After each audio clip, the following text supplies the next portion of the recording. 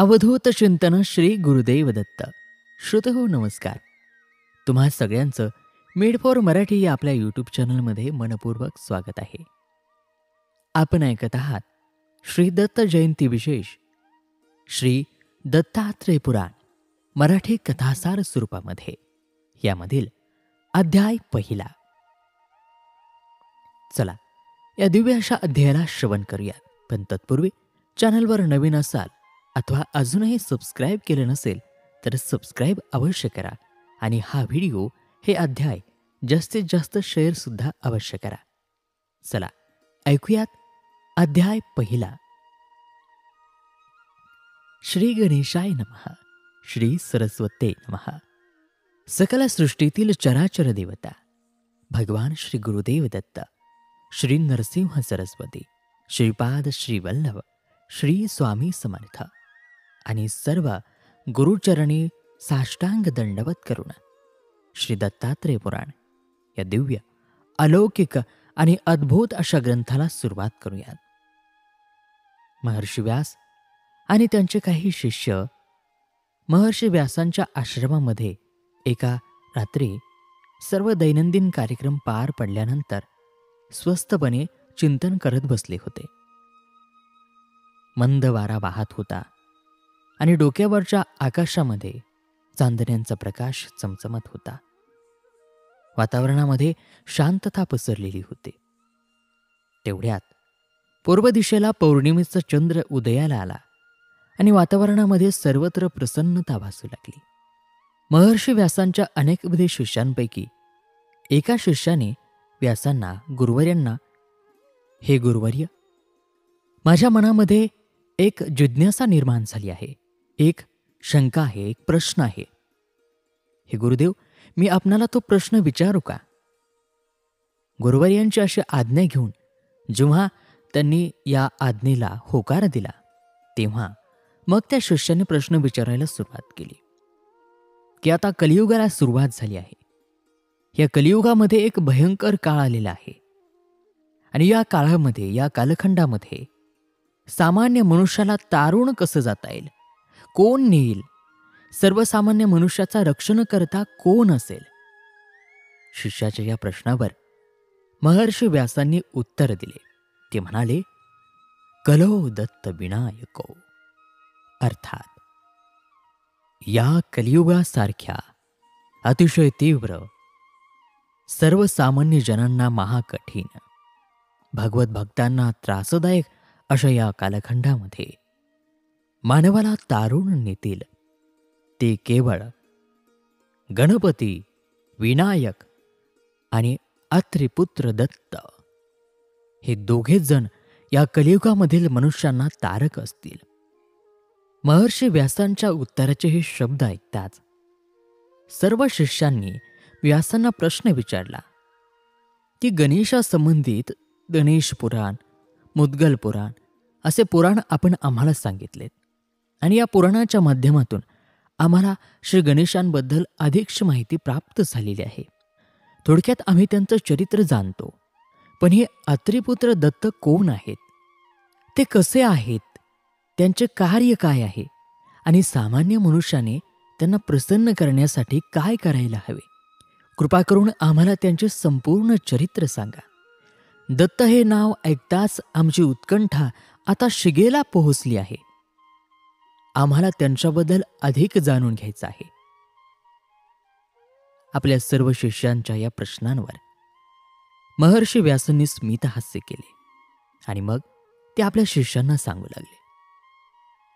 दत्त, श्री गुरुदेव दत्त किंवा अत्रिपुत्र दत्त अर्थात दत्तात्रय हे सर्व एकच आहेत आणि त्यांचे चरित्र मी आता तुम्हाला सांगतो.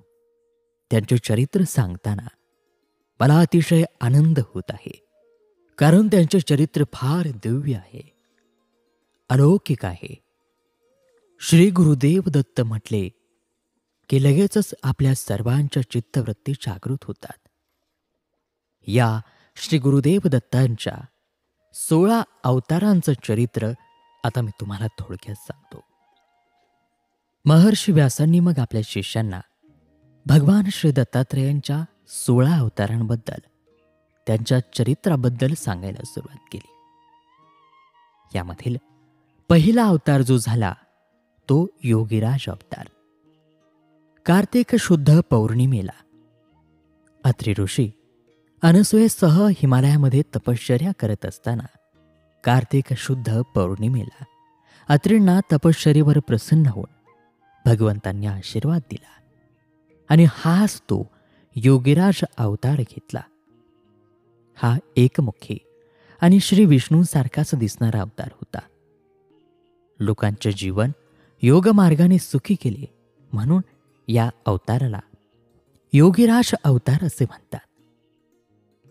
भगवान श्री दत्तात्रेयांचा द्वितीय अवतार तो म्हणजे अत्रि वरद अवतार. कार्तिक शुद्ध प्रतिपदेला हा त्यांचा अवतार झाला. महर्षी अत्रींनी भूक तहान विसरून 100 वर्ष एका पायावरती उभे राहून रुथ पर्वतावर कठोर तप केले. त्यांनी पुत्रप्राप्तीची अभिलाषा बाळगली आणि त्यांना आशीर्वाद देण्यासाठी ब्रह्मा विष्णू महेश अवतरले. आपण एकाचेच ध्यान करत असताना 3 देव कसे प्रगटले हा विचार अत्रि ऋषी करू लागले. तेव्हा भगवंत म्हणाले, आम्ही तिघे एकच आहोत. आणि हाच तो श्रीदत्तांचा अत्रि वरद अवतार होय. हा अवतार 6 हातांचा, तेजस्वी आणि हसतमुख होता. श्रीदत्तांचा तृतीय अवतार दत्तात्रेय अवतार कार्तिक कृष्ण द्वितीयेला झाला.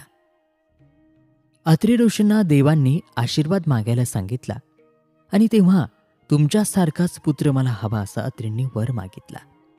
आणि देवतांच्या आशीर्वाद रूपाने बालक रूपामध्ये श्री दत्त अवतरले.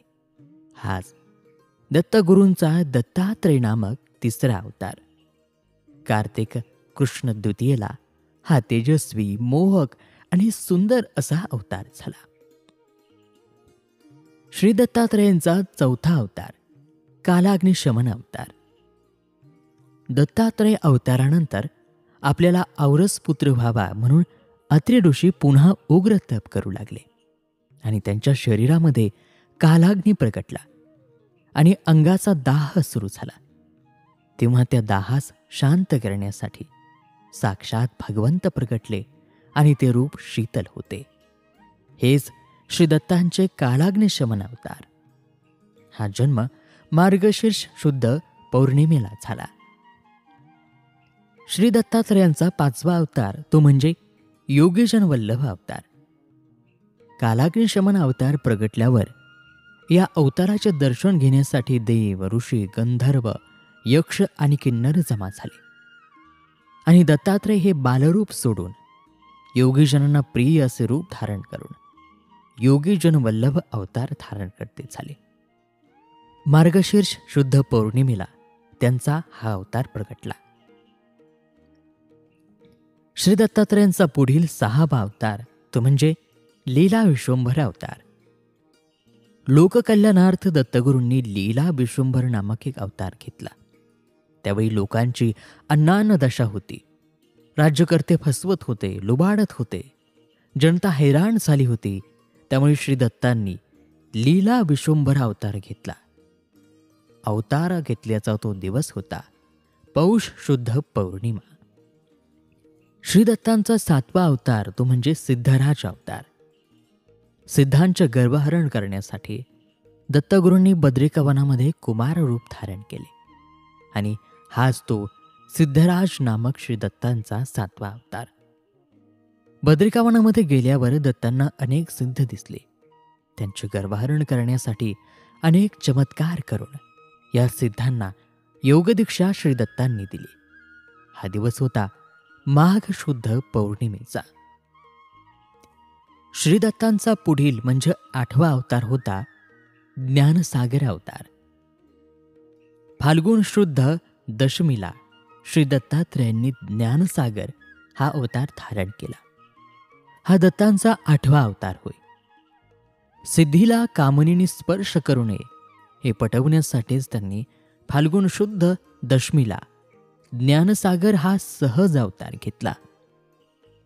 श्रीदत्तांनी पुढील अवतार म्हणजेच 9वा अवतार धारण केला, तो विश्वंभरावधूत अवतार.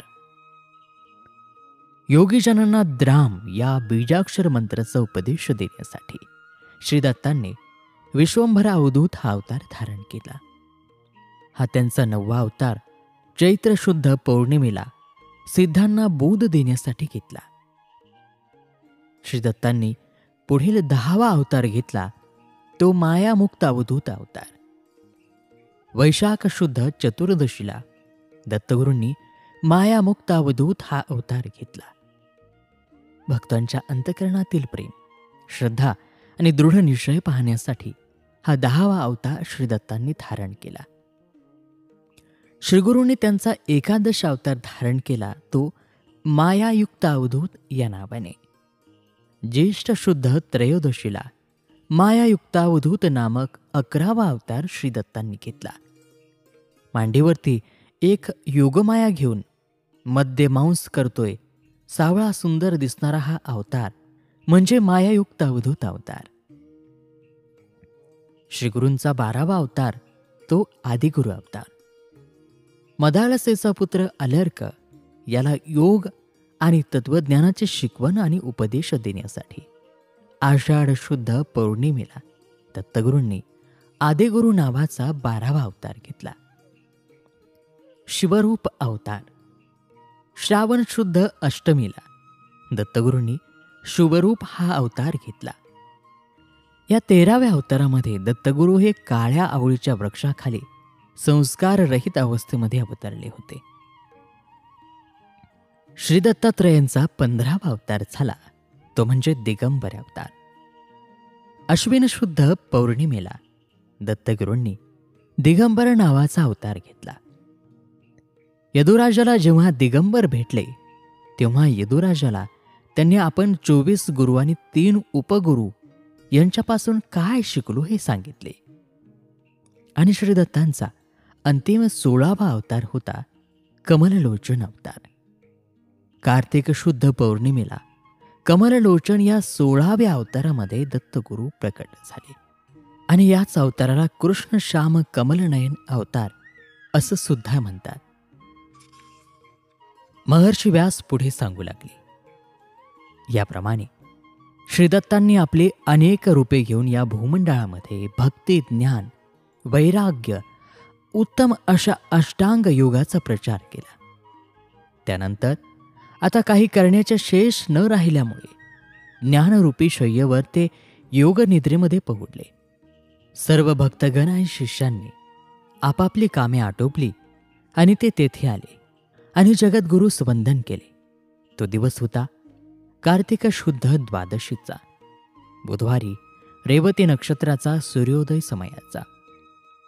नीलकमलाप्रमाणे ज्याचे नयन आणि सर्व क्षेत्राचे आश्रयस्थान असणाऱ्या सत्यसंकल्प अशा प्रभूंनी आपल्या सर्व प्रियजनांना मधुर वाणीने सांगायला सुरुवात केली.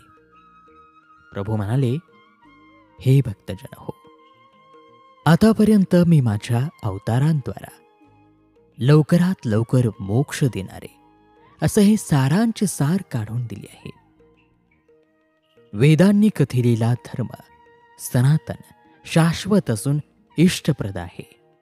ज्याचे आपण आचरण कराल तर माझे ध्यान सहज साध्य होऊन सायुज्य मुक्ती प्राप्त होते. आणि एवढं सांगून भगवान थांबले. सर्व भक्तांनी त्यांचे कथन शिरसावन दिले आणि याप्रमाणे श्री दत्तगुरूंच्या या 16 अवतारांची सांगता झाली. आणि या 16 अवतारांचे स्मरण पूजन करता जन्म मृत्यूच्या फेऱ्यातून त्या मनुष्याची मुक्तता होते. त्याला या जन्म मृत्यूच्या फेऱ्याची अजिबात तमा राहत नाही. आणि अशा प्रकारे श्री दत्तात्रय पुराणातील हा पहिला अध्याय समाप्त होत आहे. चला तर आज इथेच थांबूयात. पुन्हा भेटूयात पुढील अध्यायासह आपल्याच मीठभोर मराठीवरती. तोपर्यंत नमस्कार, धन्यवाद. श्री गुरुदेव दत्त.